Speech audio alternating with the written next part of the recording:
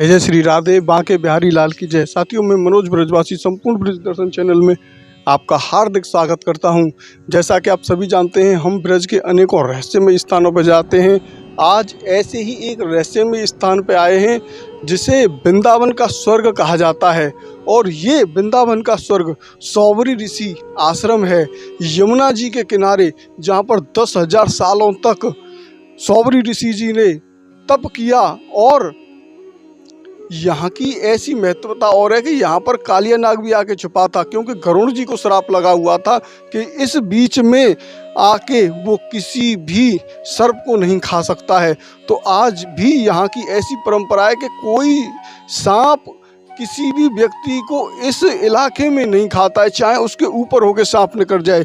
तो उस मंदिर में भी चलेंगे, वहाँ की संपूर्ण जानकारी आज आपको इस वीडियो में मिलने वाली है। अगर आप यहाँ पर देखेंगे तो यहाँ से पूरा वृंदावन नजर आता है, क्योंकि हम अभी इस सौबरी ऋषि की वन वाली स्थली पर खड़े हुए हैं। और यहीं पर वन है, और इसी वन में एक काफ़ी ऊंचा टावर लगा हुआ है, जहाँ से पूरा सौबरी ऋषि मंदिर से लेकर पूरा वन और कुंड सब कुछ दिखाई देता हो। तो उसी हम टावर पर खड़े हुए हैं। आप ये इधर देखेंगे, ये पूरा वृंदावन क्षेत्र है यहाँ से। और वो सामने ही प्रेम मंदिर है, कृष्णा ऑर्चिड है, और ये जो स्थान है ये सुनरख गांव है। तो आपको और एक बार दिखाते हैं इस बहुत ही भव्य आनंदमय स्थान को। इसी स्थान पर सौबरी ऋषि जी 50 कन्याओं के साथ में रहते थे। जिस तरीके से श्री कृष्ण जी अपने अनेकों रूप बना लेते, उसी तरीके से सौबरी ऋषि जी भी उन 50 कन्याओं के साथ 50 अपने रूप बनाकर रहा करते थे। लेकिन इनका किसी को पता नहीं चला कि सौबरी ऋषि अलग अलग रूप में रहते हैं। जब सौबरी ऋषि जी की पत्नी के पिता मानधाता यहाँ पर आए और उन्होंने अपनी बड़ी बेटी से पूछा, तो उन्होंने बताया कि पिताजी, मुझे तो पति सुख मिल रहा है, लेकिन बाकी 49 बहनों को पति सुख नहीं मिल रहा है। तो अभी हम पहुँच चुके हैं इसी सौबरी आश्रम में। करते हैं यहाँ के बहुत ही भव्य और अलौकिक दर्शन। और ये दर्शन YouTube पर पहली बार आपको मिल रहे हैं, इसीलिए आप वीडियो को अंत तक जरूर सुने और जरूर देखें। अभी हम आ चुके हैं सौबरी ऋषि मंदिर के प्रांगण के अंदर आ चुके हैं। और ये आप देखेंगे यहाँ पर ऋषि सौबरी जी के बारे में गर्ग संहिता में, रिंग संहिता में, और जहाँ जहाँ पर इनका उल्लेख है वो सब कुछ यहाँ पर लिखा हुआ है। यही सौबरी ऋषि मंदिर है और सामने ही दर्शन है सौबरी ऋषि जी के। तो चल के करते हैं भव्य दर्शन श्री राम दरबार और सौबरी ऋषि जी के। अभी हमारे साथ में महाराज जी यहाँ पर मौजूद हैं और जानते हैं महाराज जी से इस भव्य राम दरबार के अद्भुत चमत्कारों के बारे में। और सौबरी ऋषि जी यहीं पर विराजमान हैं, कराते हैं सौबरी ऋषि जी के भी दर्शन। अभी हम आ चुके हैं सौबरी ऋषि जी के मंदिर में, और ये आप कर रहे हैं सौबरी ऋषि जी के बहुत ही भव्य दर्शन। जानते हैं महाराज जी से यहाँ के इस भव्य मंदिर की कैसे यहाँ पर भक्तगण आते हैं और उनकी मनोकामना पूर्ण होती हैं। आज श्री सौबरी महाराज ये सतयुग के श्री महात्मा है। इनने यहाँ पे ये सुनरख गाँव सौबरी जी यमुना जी के तट पर, यहाँ यमुना जी चलती थी पहले, यहाँ पे 60,000 वर्ष तपस्या की। और अभी आप ये दर्शन कर रहे हैं सौबरी ऋषि महाराज की उन 50 कन्याओं के जो जिनके साथ में शादी की, और फिर लगभग 10,000 साल वर्ष उन्होंने पहले यमुना जी के अंदर रहे। और जब बाहर निकले तो उनके मन में विचार आया कि अब मुझे भी अपना पारिवारिक जीवन बसा लेना चाहिए। अभी हम एक ऐसी गुफा में आ चुके हैं जहाँ पर नाग ही नाग रहते हैं। और इन नागों को वरदान है कि कोई भी व्यक्ति अगर पैर भी रख दे तो उसको ये भूलवश में अगर रख देता है तो खाते नहीं है। और ये वही गुफा है जिसमें सौबरी ऋषि जी बरसों तपस्या करते थे। अब यहाँ पर आप देखेंगे ये चारों तरफ से यहाँ जाने का हमारा तो जो है अभी वो नहीं कर रहा है क्योंकि हमें काफ़ी ज़्यादा डर लगता है। लेकिन यहाँ के जो ग्रामीण हैं वो बता रहे हैं कि बिल्कुल भी डरने की बात नहीं है। तो जानते हैं उनसे ही इस गुफा के बारे में। हजारों वर्ष तपस्या की बाबा ने यहाँ। वो गुफा में अंदर ही भजन करें और आज भी ही वही गुफा है और अंदर ही है। कोई भी यहाँ दिया पक नहीं जला सके, कुछ भी, खाली दूर से दंडोत करो, जो भी कुछ मनोकामनाएं सब पूरी होती हैं यहाँ। न कोई यहाँ कीड़े खूब घूमते हैं पर कोई काहुआ नहीं काटता है, बिल्कुल कोई काहुआ बेफिक्र सोते हुए इनके ऊपर है कि निकल जाए पर कोई चिंता नहीं है। बहुत परंपरा है, ऊपर है कि सोते हुए के निकल जाए पर कोई बोलता नहीं है। बगल में भी लेट जाएं, हम स्वयं लेट जाएं पर कोई किसी को दिक्कत नहीं, सब मिलके रहते हैं। अब ये ततैयाएं बढ़ रहे हैं, कोई भी ये देखें अभी यहाँ ऐसी इन जो पीले कलर की ये मधुमक्खी होती हैं, ये जब खा जाती हैं तो बहुत दर्द करती हैं, लेकिन हम भी यहाँ पर बिल्कुल इनके पास में ही खड़े हैं, हमसे भी ये बिल्कुल भी कुछ नहीं कह रही हैं। और ये गुफा के अंदर यहाँ पर तख्त भी पड़ा हुआ है, यहाँ पर भी कुछ व्यक्ति आज के समय में भी भजन करते हैं और ये काफ़ी बड़ी गुफा है।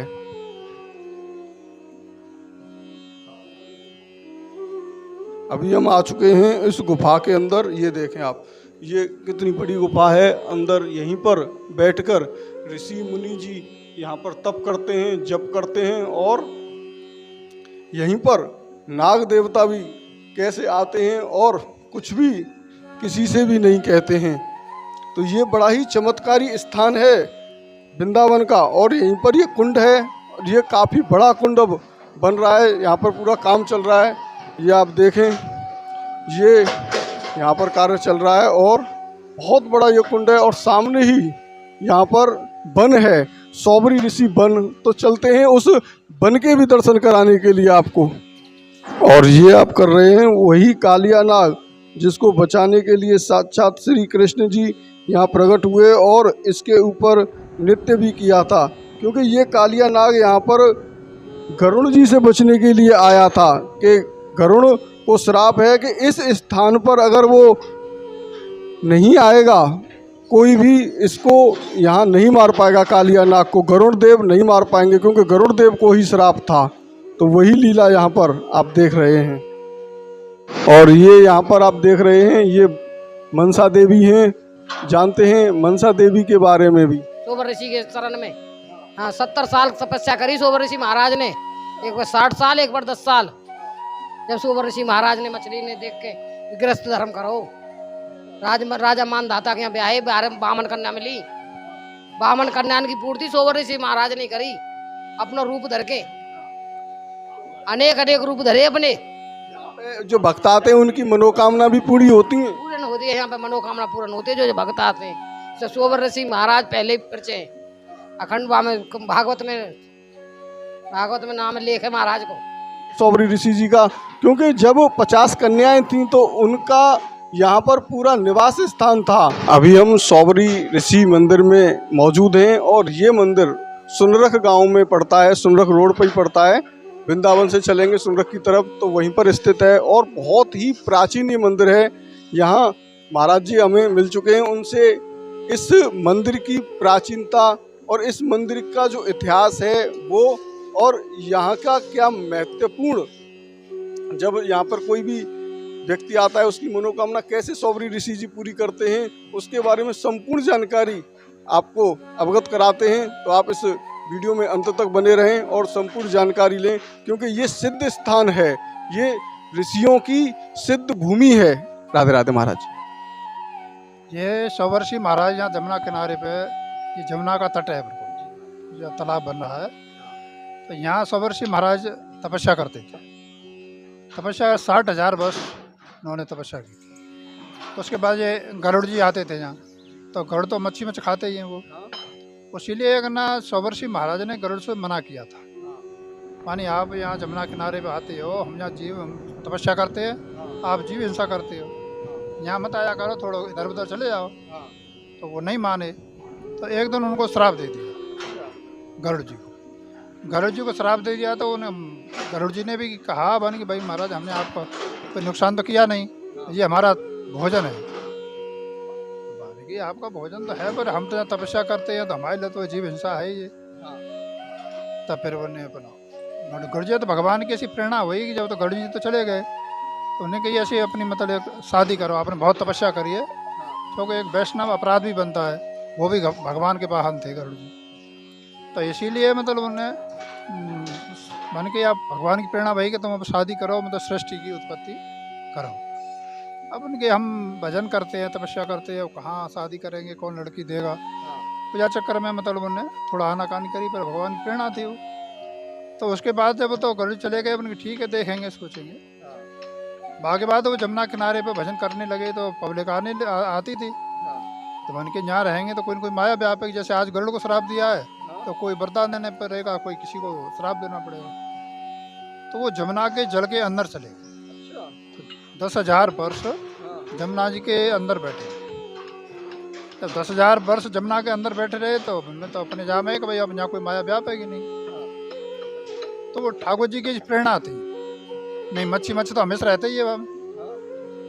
और फिर उसके बाद जब ऐसी प्रेरणा हुई तो मच्छी का परिवार एक दिन देखा हुआ, तो उससे बने ऐसा हुआ कि बनी देखो जल के जीव जंतु हैं, ये अपना कीड़ा कर रहे हैं और अपना जीवन करेगा तपस्या करते करते। तब फिर वो बाहर निकले।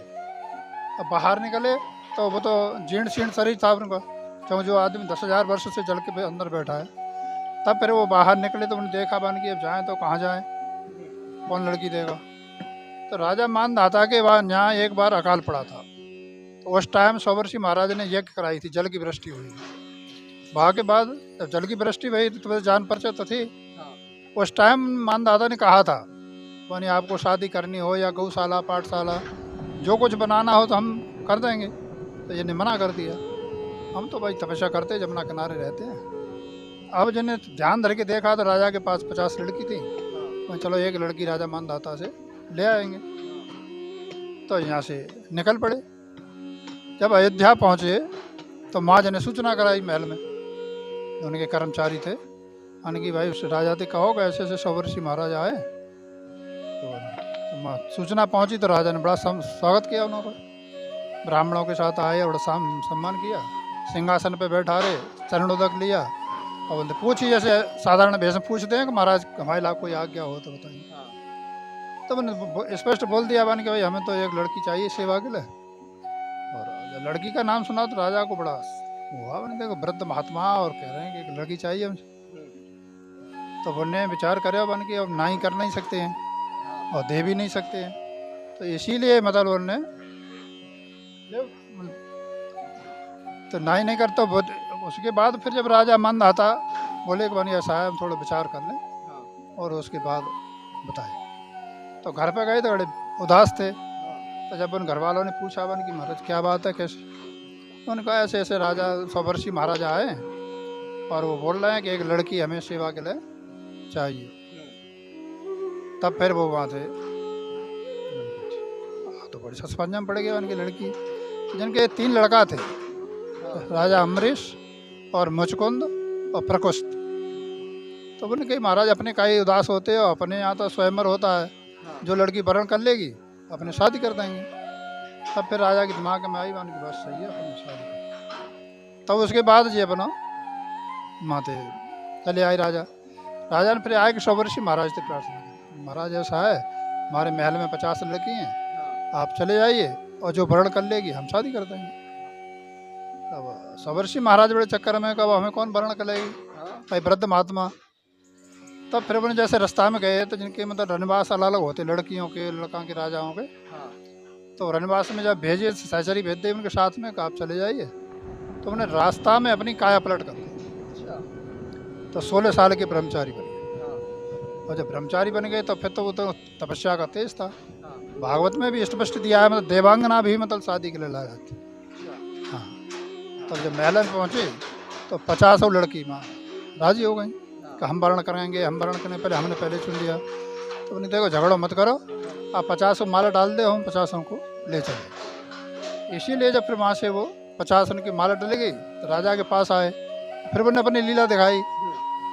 जब लीला दिखाई तो राजा ने बड़ी प्रार्थना करी, महाराज आपने माला डलवाई उस रूप को दिखाइए, और ये जो पब्लिक है क्या कहेगी हम चक्रवर्ती सम्राट हैं, ये सब पब्लिक कहेगी एक महात्मा के पीछे 50-50 लड़की भेज दी राजा ने।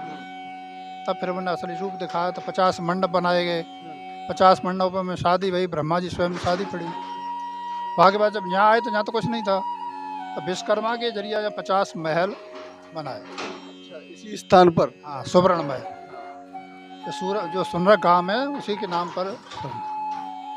तब फिर वहाँ से जब चाहे तो यहाँ 50 महल उनमें लाला रहने लगे। तो जो राजा की जो पत्नी थी बिंदुमती, उन्होंने एक बार पूछा कि बन के ऐसा है कि अपने लड़कियों की राज खुशी ले लो। अब महात्मा जी को कहा वो तो तपस्या में बैठ गए तो 1000 साल बीत जाएंगे। तब फिर एक बार जब मानधाता राजा यहाँ आए थे, तब उन्हें अपनी लड़की की से मिले बड़ी से। अब उन्हें पूछा वन की बेटी क्या हाल चाल है। माने हो तो सब ठीक है, पर जो सवर्षि महाराज मेरे यहाँ रहते हैं और जो 49 बहनें वो बिना पति की दुखी हैं। और बन क्या मालूम थी। अब जब दूसरी के पास गए तो वही जवाब दूसरी ने दिया। ऐसे ही में सबन के पास गए तो एक ही जवाब और अपने वो तो चले गए। वहाँ के बाद फिर जिनके संतान पैदा हुई, जो राजा मानदाता जहाँ आते थे उनके पास सत्संग कथाते, एक पंचांग वो जमुना अष्टक, तो 5 वो बनाए। तो स्वयं सवर्षि महाराज ने राजा मानदाता जैसे वो कुंड बनना सत्संग कर ली। तब फिर वो सत्संग होता था, तब अपनी बेटियों के यहाँ नहीं खाते थे नहीं, तो अपना स्वयं स्थान बना कर रहते थे। घृणा भाई उसी बीच में कालिया नाग आ गया। जैसे गरुड़ में बड़ी लंबी कहानी है तो भागवती की। तो वहाँ के बाद फिर जब कालिया गरुड़ गोविंद देखा, तो जैसे कालिया के पीछे गरुड़ जी आए सीमा में। अब जैसे गरुड़ जी आए तो भगवान को स्वयं प्रकट होना पड़ा। तो इसीलिए मतलब वो ये यहाँ पे सवर्षि महाराज रहने लगे। मानी क्या हम चक्कर में पड़ गए, 500 भये, 5000 भये। वहाँ के बाद फिर वो मतलब तपस्या में आज भी ऐसा प्रमाण है यहाँ कि सर्प किसी को काटता नहीं। तो सर्प आकर के बगल में बैठ जाए, किसी को आज तक काटेगा। सर्प मोर एक जगह, यहाँ आज तक हमने कोई ऐसा चांस नहीं। कि मछली नहीं खाएगा। हाँ, मछली मतलब इतनी पीछे, पर जैसे अब हम यहाँ बैठे जाए सीमा में, तो 1 योजन के पीछे आप नहीं आओगे तो जल के भस्म हो जाओगे। अब वही अब जी प्रमाण चल रहा है, जो सवर्षि महाराज को सौवरी बन बनना है, सौवरी सरोवर बन कर। तो महाराज जी जब जैसे वो नाग, कालिया नाग आया था, तो वो उस गरुड़ के यहाँ पे उन्होंने अपना स्थान ग्रहण कर लिया। भाई उन्हें में कहा होगा जो दोनों बहन सूर्य के घोड़न के पीछे ऐसी बहस है गई कि सफेद है का काले। मैंने गरुड़ की माँ को दासी बना दिया, बैठी है। तो मान देखी कि भाई जी कैसे, तो माँ पूछी, मान की ऐसे ऐसी बात है सब, इसलिए दासी बनना पड़ा। कि भाई क्या बात है, मैं माँ को दासत्व पदन कैसे छूटेगा। तो ठीक है, तो अमृत लैग चढ़े, नृत्य युद्ध हुआ इनका। ये तो बहुत विषैले जीव होते हैं, ये तो दुनिया को परेशान कर देंगे, मरेंगे, ये पैदा तो होंगे ही। ले जाना है, ये दिखाना है कि भाई ये अमृत आ गया मेरी माँ का। तो सूक्ष्म रूप में जैसे वो पहुँचे माँ, तो एक कुशा पड़ी थी। तो मानी भाई यहाँ रख दे जाए, हम नहा धो के अपन पी लेंगे अमृत। जब कुशा पे रखा ले गया, तो उनको अमृत मिल नहीं पाया। उन्हें कहा तो कोई झलक को हो, तो मैंने चाटा जबी से मतलब 2 जीव है। तो कुशा बहुत पैनी होती है, इसीलिए वो जीव 2 पे जन्मे। गरुड़ ने सर्पों को मारने का प्लान बनाया। तब उनने कई बार कि महाराज ऐसा तो करोगे तो हमारा कुल ही नष्ट हो जाएगा। तब फिर उन्होंने कई बार मेरा एक दिन जो को तुमने भाई गलत काम किया है, धोखा दिया मेरी माँ को। तो बन ठीक है, उनकी सोची है, एक सर्प चाहिए और बाकी भोजन मुझे चाहिए। तब ऐसा तो कालिया बलवान था, 1000 फाड़ नहीं थे। बुढ़ ने अपनी औरतें मिल के काम ने जब उनकी व्यवस्था करी, तो वहाँ के बाद कालिया गया, उसको खा गया बिना मेरी। तब फिर जन ने जब खा गया तो गरुड़ जी आए, तो मैंने कुछ मिला नहीं माँ। अब माँ नहीं मिला तो हुआ था, तो जन घमासान युद्ध हुआ, तो गरुड़ जी पैदा हुए थे। तो मेहंदी है ये उनका जो रक्त टपका, उसे मतलब मेहंदी। भाग के बाद फिर वो कालिया परास्त हुआ, तो भागा वहाँ से। माँ को बचा नहीं सकता उनसे, भगवान के बाद कौन बचावे। मैंने महाराज मेरी रक्षा करो कैसे। मैंने देखो रक्षा नहीं कर सकते, उपाय बता सकते। 100 वर्ष की शरण में अगर पहुंच जाए और बाकी कोई उपाय नहीं। तब वहाँ से कालिया भागा था। भागते भागते जैसे जैसे यहाँ छठी गरा पे आए, तो वो तो सीमा में चले गए। अब जैसे ही वो सीमा आए, तो स्वयं भगवान को वहाँ प्रकट होना पड़ा। इसीलिए तो अभी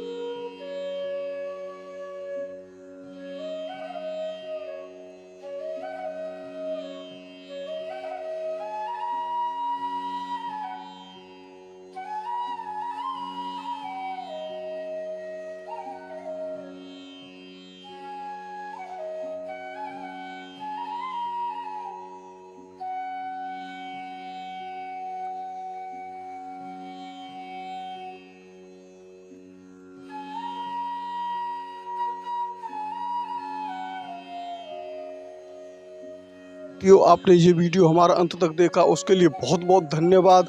अगर आप चैनल पर पहली बार जुड़े हैं तो हमें ज़रूर सब्सक्राइब कर लें और ज़्यादा से ज़्यादा लोगों के पास शेयर भी करें।